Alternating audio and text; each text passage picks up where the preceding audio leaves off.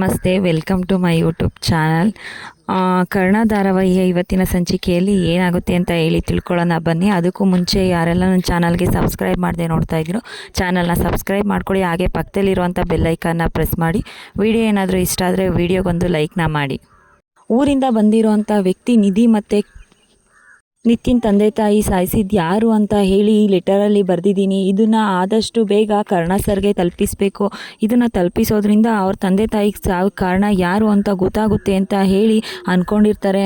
ಆ ವ್ಯಕ್ತಿ ಬಂದು ಕರ್ಣನ ಮೀಟ್ ಮಾಡಬೇಕು ಅಂತ ಹೇಳಿ ಬರಬೇಕಾದ್ರೆ ಅಲ್ಲಿ ಸಂಜಯ್ ಸಿಗ್ತಾನೆ. ಸಂಜಯ್ ಸಿಕ್ತಾದ್ಮೇಲೆ ಎಲ್ಲ ವಿಷಯನೂ ಸಂಜಯ್ಗೆ ಹೇಳಿ ಆ ಲೆಟರ್ನ ಕೊಡ್ತಾರೆ. ಆವಾಗ ಕೋಪ ಮಾಡ್ಕೊಂಡಂಥ ಸಂಜಯ್ ಏನೋ ನಿಧಿ ನಿತ್ಯನ ಅವರು ನಮ್ಮ ಜೀವನದಿಂದ ದೂರ ಮಾಡಬೇಕು ಅಂದರೆ ಇವನೊಬ್ಬ ಯಾರೋ ಬಂದಿದ್ದಾನೆ ಲೆಟರ್ ಕೊಡೋಕ್ಕೆ ಅಂತ ಹೇಳಿ ಸಂಜಯ್ ಆ ಲೆಟರ್ನ ಹರಿದು ಬಿಸಾಕ್ಬಿಡ್ತಾನೆ. ಇದನ್ನು ನೋಡಿದಂಥ ನರ್ಸು ಬಂದು ಅಲ್ಲಿಗೆ ಆ ಲೆಟರ್ನ ಹರಿದಿರೋದನ್ನೆಲ್ಲ ಎತ್ಕೊಂಡು ಅದನ್ನೆಲ್ಲ ಜೋಡಿಸಿ ನೋಡ್ತಾರೆ. ಅದರಲ್ಲಿ ನಿಧಿ ಮತ್ತು ನಿತ್ಯ ಅವ್ರ ತಂದೆ ತಾಯಿ ಸಾವಿನ ವಿಚಾರದ ಬಗ್ಗೆ ಬರೆದಿರುತ್ತೆ. ಇದನ್ನು ನೋಡಿ ಅಯ್ಯೋ ಏನು ಸಂಜಯ್ ಸರ್ ಈ ರೀತಿ ಮಾಡಿಬಿಟ್ರಲ್ಲ, ಮೊದಲು ಈ ವಿಷಯನ ಕರ್ಣ ಸರ್ಗೆ ತಿಳಿಸ್ಬೇಕು ಅಂತ ಹೇಳಿ ಕರ್ಣ ಅವ್ರ ಹತ್ರ ಬರ್ತಾರೆ. ಕರ್ಣ ಸರ್ ನಿಮ್ಮ ಹತ್ರ ಮಾತಾಡಬೇಕಿತ್ತು ಅಂತ ಹೇಳಿ ಹೋದಾಗ ಏನಾಯಿತು, ಯಾಕೆ ಇಷ್ಟೊಂದು ಗಾಬರಿ ಆಗಿದ್ದೀರಾ ಅಂತ ಹೇಳ್ತಾರೆ. ಸರ್ ಅದು ಒಬ್ಬರು ವ್ಯಕ್ತಿ ಬಂದಿದ್ದರು, ಅವರು ನಿಧಿ ಮತ್ತು ನಿತ್ಯ ಅವರ ತಂದೆ ತಾಯಿ ಸಾವಿನ ಬಗ್ಗೆ ಮಾತಾಡಬೇಕು ಅಂತ ಹೇಳಿ ಒಂದು ಲೆಟರ್ನ ನಿಮಗೆ ಕೊಡೋಕೆ ಕೇಳಿದರು. ಅದನ್ನು ಅವರು ಸಂಜಯ್ ಸರ್ಗೆ ಕೊಟ್ಟರು. ಆದರೆ ಸಂಜಯ್ ಸರ್ ಅದನ್ನು ಹರಿದು ಬಿಸಾಕ್ಬಿಟ್ರು. ಈ ಲೆಟರಲ್ಲಿ ನಿಧಿ ಮತ್ತು ನಿತ್ಯ ಅವರ ತಂದೆ ತಾಯಿ ಬಗ್ಗೆ ಬರೆದಿದೆ ಅಂತ ಹೇಳಿ ಸಿಸ್ಟರ್ ಹೇಳ್ತಾರೆ. ಆವಾಗ ಕರ್ಣ ಏನು ಹೇಳ್ತಾ ಇದ್ದೀರಾ, ನಿಧಿ ಮತ್ತು ನಿತ್ಯ ಅವ್ರ ತಂದೆ ತಾಯಿ ಸಾವಾಗಿದೆಯಾ, ಆ ಕೊಲೆ ಬಗ್ಗೆ ಈ ಲೆಟರಲ್ಲಿ ಇದೆಯಾ ಅಂತ ಹೇಳಿ ಆಶ್ಚರ್ಯದಿಂದ ಕರ್ಣ ಆ ಲೆಟರ್ನ ಇಸ್ಕೋತಾರೆ. ಇನ್ನು ಕರ್ಣ ಅವರು ಲೆಟರ್ನ ಓದಬೇಕಾದ್ರೆ ಆ ಲೆಟರಲ್ಲಿ ನಿಧಿ ಮತ್ತು ನಿತ್ಯ ಅವರ ತಂದೆ ತಾಯಿ ಸಾವು ಸಹಜವಾಗಿರಲ್ಲ, ಅದು ಕೊಲೆ ಆಗಿರುತ್ತೆ, ಇದನ್ನು ಯಾರೋ ಬೇಕು ಅಂತಲೇ ಮಾಡಿಸಿರ್ತಾರೆ ಅಂತ ಹೇಳಿ ಆ ಲೆಟರಲ್ಲಿ ಬರೆದಿರ್ತಾರೆ. ಇದನ್ನು ಓದಿದಂಥ ಕರ್ಣಂಗೆ ಶಾಕ್ ಆಗುತ್ತೆ. ಏನಿದು, ಇವ್ರ ತಂದೆ ತಾಯಿನ ಯಾರೋ ಕೊಲೆ ಮಾಡಿದ್ದಾರಾ, ಯಾರಿರ್ಬೋದು, ಯಾಕೆ ಇವ್ರನ್ನ ಕೊಲೆ ಮಾಡಿದ್ದಾರೆ ಒಂದು ಗೊತ್ತಾಗ್ತಾ ಇಲ್ವಲ್ಲ, ಈ ಲೆಟರ್ ತಂದುಕೊಟ್ಟಿದ್ದ ವ್ಯಕ್ತಿ ಯಾರು ಅಂತ ಗೊತ್ತಾಗಿಲ್ವಲ್ಲ, ಮೊದಲು ಈ ವಿಷಯ ನಾನು ನಿಧಿ ಹತ್ರ ಹೇಳಬೇಕು, ಈ ವಿಷಯ ಯಾರಿಗೂ ಗೊತ್ತೇ ಇಲ್ವಾ, ಅಟ್ಲೀಸ್ಟ್ ಅಜ್ಜಿಗಾದರೂ ಗೊತ್ತಿರಬೇಕಲ್ವಾ, ಇದ್ರ ಬಗ್ಗೆ ನಾನು ಒಂದ್ಸರಿ ನಿಧಿ ಹತ್ರ ಮಾತಾಡ್ತೀನಿ, ಅದಕ್ಕೂ ಮೊದಲೇ ಈ ಲೆಟರ್ ತಂದುಕೊಟ್ಟಿದ್ದು ಯಾರು ಅಂತ ನೋಡಬೇಕು, ಅವ್ರ ಹತ್ರ ಎಲ್ಲ ವಿಷಯನೂ ತಿಳ್ಕೊಬೇಕು ಅಂತ ಹೇಳಿ ಕರ್ಣ ಆ ವ್ಯಕ್ತಿನ ಹುಡುಕ್ತಾ ಇರ್ತಾರೆ. ಆ ವ್ಯಕ್ತಿ ಲೆಟರ್ನ ಕೊಟ್ಬಿಟ್ಟು ಅವ್ರು ಅಲ್ಲಿಂದ ಹೊರಟೋಗ್ಬಿಡ್ತಾರೆ. ಕರ್ಣ ಗೇಟ್ ಹತ್ರ ಬಂದು ಸೆಕ್ಯೂರಿಟಿನ ಕೇಳ್ತಾರೆ, ಇಲ್ಲೊಬ್ಬರು ವ್ಯಕ್ತಿ ಬಂದಿದ್ರಲ್ಲ ಅವ್ರು ಎಲ್ಲೋದ್ರು ಅಂತ ಹೇಳಿ. ಸೆಕ್ಯೂರಿಟಿ ಸರ್ ಅವರು ಆವಾಗಲೇ ಹೊರಟೋದ್ರು ಅಂತ ಹೇಳ್ತಾರೆ. ಅಯ್ಯೋ, ಅವರು ಸಿಕ್ಕಿದ್ರೆ ನಾನು ಎಲ್ಲ ವಿಷಯನೂ ತಿಳ್ಕೊಬೋದಾಗಿತ್ತು, ಇದರಿಂದ ನಿಧಿ ನಿತ್ಯ ಅವ್ರ ಹತ್ರನೂ ಮಾತಾಡ್ಬೋದಾಗಿತ್ತು, ಇವಾಗ ಯಾರು ಅಂತ ಗೊತ್ತಿಲ್ಲದೆ ಯಾವ ರೀತಿ ಈ ವಿಷಯನ ಅವ್ರ ಹತ್ರ ಹೇಳೋದು ಅಂತ ಹೇಳಿ ಕರ್ಣ ಯೋಚನೆ ಮಾಡ್ತಾ ಇರ್ತಾರೆ. ಇನ್ನು ಈ ಕಡೆ ನಿಧಿ ನಿತ್ಯ ಇಬ್ಬರು ಕೂಡ ಜಗಳ ಮಾಡ್ಕೊಂಡಿರ್ತಾರೆ. ಅಕ್ಕ ಪ್ಲೀಸ್ ಕಣೆ, ಬೇಜಾರು ಮಾಡ್ಕೋಬೇಡ, ಯಾಕೆ ಇಷ್ಟೊಂದು ಕೋಪ ಮಾಡ್ಕೊಂಡಿದ್ಯಾ, ನನ್ನ ಹತ್ರ ಮಾತಾಡಲ್ವಾ ಅಂತ ಹೇಳಿ ನಿಧಿ ನಿತ್ಯ ಅವ್ರನ್ನ ಕೇಳ್ತಾ ಇರ್ತಾರೆ. ಅಲ್ಲ ನಿಧಿ, ನೀನು ನನ್ನ ತಂಗಿ, ನಾವಿಬ್ಬರು ಒಳ ಹುಡ್ತೋರು, ಚಿಕ್ಕ ವಯಸ್ಸಿಂದನೂ ಜೊತೇಲಿ ಆಡ್ಕೊಂಡು ಬೆಳೆದಿರೋರು, ಆದರೆ ನೀನು ಪ್ರತಿ ಸರಿ ಕರ್ಣನ ವಿಷಯ ಬಂತು ಅಂತ ಅಂದರೆ ಯಾವಾಗಲೂ ಕರ್ಣನ ಪರನೇ ವಹಿಸ್ಕೊಂಡು ಮಾತಾಡ್ತೀಯ.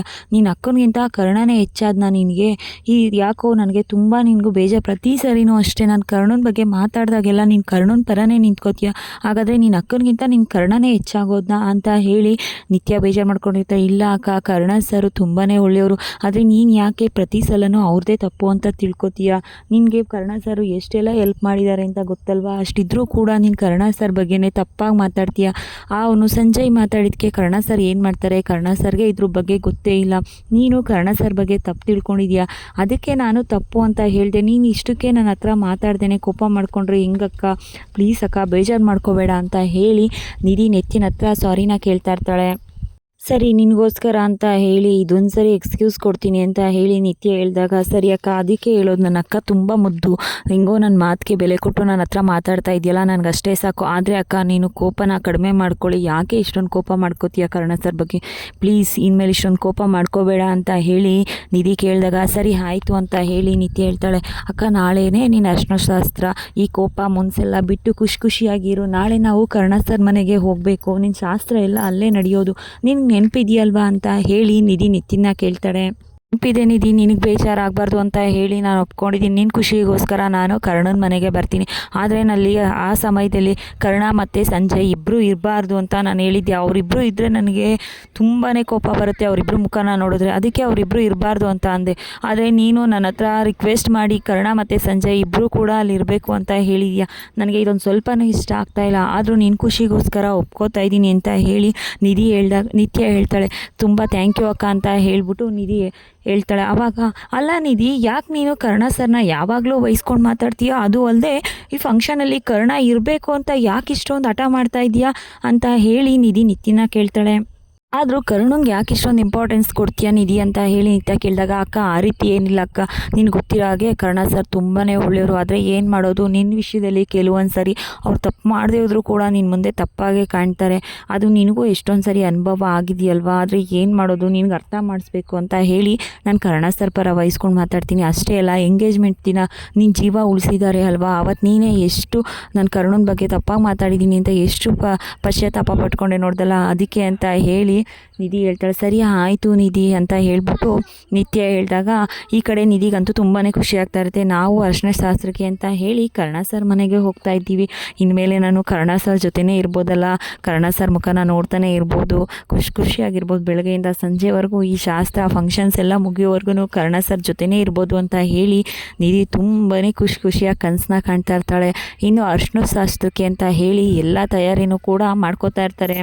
ಕರ್ಣನ ಮನೆಗೆ ಬಂದು ಡೆಕೋರೇಷನ್ ಎಲ್ಲ ನೋಡ್ದಂಥ ನಿತ್ಯಂಗೆ ಒಂದು ಕಡೆ ಖುಷಿ ಆಗ್ತಾ ಇರುತ್ತೆ. ಆದರೂ ಅಲ್ಲ ಸರ್, ಯಾಕೆ ಇಷ್ಟೊಂದು ಗ್ರ್ಯಾಂಡಾಗಿ ಡೆಕೋರೇಷನ್ ಎಲ್ಲ ಮಾಡಿಸಿದ್ದೀರಾ, ನಾನು ಇಷ್ಟೊಂದು ಗ್ರ್ಯಾಂಡಾಗಿ ಹೇಳಿರಲಿಲ್ವಲ್ಲ, ಸಿಂಪಲಾಗಿ ಮಾಡಿಸಿ ಅಂತ ಹೇಳಿದ್ರೆ ಯಾಕೆ ಈ ರೀತಿ ಮಾಡಿಸಿದ್ದೀರಾ ಅಂತ ಹೇಳಿ ರಮೇಶ್ ಅವ್ರನ್ನ ಕೇಳ್ತಾರೆ. ಆವಾಗ ರಮೇಶ್ ಅವರು, ಯಾಕಮ್ಮ ನಿತ್ಯ ಇಷ್ಟೊಂದು ಟೆನ್ಷನ್ ಮಾಡ್ಕೋತಾ ಇದೆಯಾ, ನಿನ್ನ ಮದುವೆ ನಮ್ಮ ಮನೇಲಿ ನಡೀತಾ ಇರೋದು, ನಮ್ಮನೆ ಮದುವೆ ಥರನೇ ಖುಷಿಯಾಗಿರಬೇಕು, ನಿನ್ನ ಖುಷಿಯಾಗಿರಬೇಕು ಅಂತ ಹೇಳಿ ನಾನೇ ಈ ರೀತಿ ಮಾಡಿಸಿದ್ದೀನಿ ಅಂತ ಹೇಳಿ ರಮೇಶ್ ಅವ್ರು ಹೇಳ್ತಾರೆ. ಆವಾಗ ಕರ್ಣ ಅವರು, ಇಲ್ಲ ನೀವು ತುಂಬ ಸ್ವಾಭಿಮಾನಿ ಅಂತ ಗೊತ್ತು, ನಿಮ್ಮ ಸ್ವಾಭಿಮಾನಕ್ಕೆ ಅಡ್ಡ ಬರಬಾರ್ದು ಅಂತ ಹೇಳಿ ನೀವು ಎಷ್ಟು ಕೇಳಿರೋ ಅಷ್ಟಕ್ಕೆ ನಾವು ಡೆಕೋರೇಷನ್ನ ಮಾಡಿಸಿದ್ದೀವಿ. ಅದು ಅಲ್ಲದೆ ನಮ್ಗೆ ಗೊತ್ತಿರೋರ ಕಡೆಯಿಂದ ಡೆಕೋರೇಷನ್ನ ಮಾಡಿಸಿರೋದ್ರಿಂದ ಅವರು ನಮಗೆ ಕಡಿಮೆ ಬಜೆಟಲ್ಲಿ ಡೆಕೋರೇಷನ್ನ ಮಾಡಿಕೊಟ್ಟಿದ್ದಾರೆ ಅಷ್ಟೇ, ನೀವೇನು ಟೆನ್ಷನ್ ಮಾಡ್ಕೋಬೇಡಿ ಅಂತ ಹೇಳಿ ಕರ್ಣ ಹೇಳ್ತಾರೆ. ಆವಾಗ ನಿತ್ಯ ಅವರು, ಹೌದಾ, ನಿಜ ಹೇಳ್ತಾ ಇದ್ದೀರಲ್ವ ನೀವು ಕರ್ಣ ಅಂತ ಹೇಳಿ ಕೇಳಿದಾಗ, ಹೌದು ಅಂತ ಹೇಳಿ ಕರ್ಣ ಹೇಳ್ತಾರೆ. ಆವಾಗ ರಮೇಶ್ ಅವ್ರು ಹೇಳ್ತವ್ರೆ, ಅಲ್ಲಮ್ಮ ನಿತ್ಯ, ತೇಜಸ್ ಅವ್ರ ತಂದೆ ತಾಯಿ ಇನ್ನೂ ಬಂದೇ ಇಲ್ಲ, ಮದುವೆ ಶಾಸ್ತ್ರ ಎಲ್ಲ ಶುರು ಆಗೋಯ್ತು, ಅವರು ಬರಬೇಕಲ್ವಾ ಈ ಮದುವೆಗೆ. ಮುಖ್ಯವಾಗಿ ತೇಜಸ್ ಜೊತೆಗೆ ಅವ್ರ ಅಪ್ಪ ಅಮ್ಮ ಇಬ್ಬರು ಇರಬೇಕು, ಅವರಿಬ್ಬರು ಇನ್ನೂ ಯಾಕೆ ಬಂದಿಲ್ಲ ಅಂತ ಹೇಳಿ ರಮೇಶ್ ಅವ್ರು ಕೇಳ್ತಾರೆ. ಆವಾಗ ಕರ್ಣ ಕೂಡ, ಹೌದು ನಿತ್ಯ ಅವರೇ, ಅವರಿಬ್ಬರು ಬರಬೇಕಲ್ವಾ, ಅವ್ರು ಯಾಕೆ ಬಂದಿಲ್ಲ, ತೇಜಸ್ ಅವ್ರ ಹತ್ರ ಮಾತಾಡಬೇಕಲ್ವಾ, ಅಟ್ಲೀಸ್ಟ್ ಒಂದು ಫೋನ್ನಾದರೂ ಮಾಡಿ ನಾನೇ ಮಾತಾಡ್ತೀನಿ ಅಂತ ಹೇಳಿ ರಮೇಶ್ ಅವ್ರು ಹೇಳ್ತಾರೆ.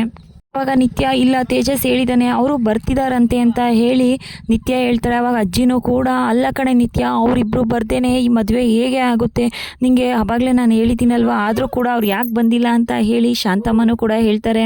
ಇನ್ನು ಎಲ್ರಿಗೂ ಕೂಡ ಒಂದು ಕಡೆ ಟೆನ್ಷನ್ ಆಗ್ತಾ ಇರುತ್ತೆ, ಏನು ಮಾಡೋದು, ತೇಜಸ್ ಅವ್ರ ಅಪ್ಪ ಅಮ್ಮ ಬಂದಿಲ್ಲ ಅಂದರೆ ನಾವು ಮದುವೆ ಶಾಸ್ತ್ರನ ಮಾಡೋದಾ ಬೇಡವಾ. ತೇಜಸ್ ನೋಡಿದ್ರೆ ಯಾವುದಕ್ಕೂ ತಲೆ ಕೆಡಿಸ್ಕೋತಾ ಇಲ್ಲ, ಬರ್ತಾನೆ ಅಂತ ಹೇಳ್ತಾ ಇದ್ದಾರೆ. ಆದರೆ ತೇಜಸ್ಸು ಕೂಡ ಎಲ್ಲೂ ಕಾಣ್ತಾ ಇಲ್ವಲ್ಲ, ಎಲ್ಲೋಗಿದ್ದಾನೆ ತೇಜಸ್ಸು, ಅವ್ರ ಅಪ್ಪ ಅಮ್ಮನೂ ಬಂದಿಲ್ಲ, ಈ ಕಡೆ ತೇಜಸ್ಸು ಬಂದಿಲ್ಲ ಅಂತ ಹೇಳಿ ಎಲ್ಲರೂ ಯೋಚನೆ ಮಾಡ್ತಾ ಇರ್ತಾರೆ.